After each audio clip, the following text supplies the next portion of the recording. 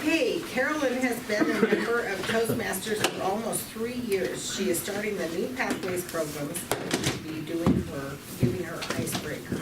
This is 4 to 6 minutes, John, and the title is Life Was Simple Then.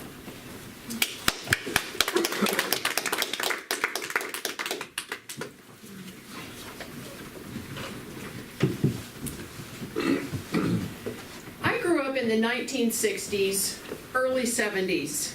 What does that bring to mind to you? Flower girls, peace signs. I grew up in Iowa in the 60s and 70s. Flower girls to me was this beautiful field of violets in bloom, bringing giant bouquets home to my mom of those purple violets, which have become some of our favorite family flowers. It was also enjoying the flowers growing in our yard, like clover, dandelions, and nothing that we actually planted. We spent hours picking those clovers and making sure they had the longest stems possible, because then we'd make clover chains so that we could jump rope and see if they would actually last that whole time. In other words, the life that I grew up with was all about learning how to de-obfuscate life. It wasn't until I was out of the house that I realized that that life that I had grown up with, although it was simple, it was lacking in a few different areas. For example, some of the things that we did not discuss once I got back into the house. I don't know about you, but my childhood was primarily spent outdoors. We played for hours on end. In fact, the only way that we knew it was time to come home was that someone rang the bell. We had our family bell. The neighbors across the street, the Barfnicks, they had their family bell. It happened to be an old school bell on a big tall pole with a rope that you pulled. Life was simple back then. But there were 3 things we didn't talk about when we went back into the house. We didn't talk about politics, heaven forbid. We didn't talk about religion, although everyone went to church on Sunday. And we most of all didn't talk about money at all. You were just to work hard and collect it somehow. My way of collecting back in high school or in my childhood was to just see piles of it on my dresser top. That was my version of money and how to collect it or organize it. But I left home thinking that I had pretty well prepared myself for life and I was going to be successful. Then I got married and I met my husband, and one of the things that his family loved to do, thank you to his mother, was discuss. In fact, they loved to discuss all those things that we were not ever supposed to discuss at home.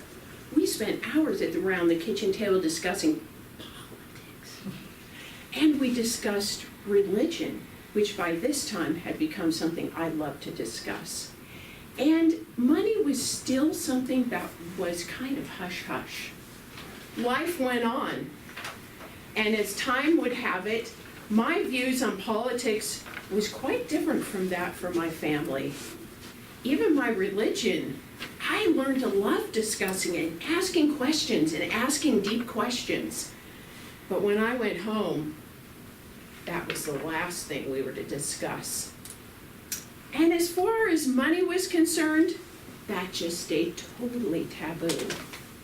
Now, I don't know about you, but as life goes on, it does become something that we have to learn how to de-obfuscate.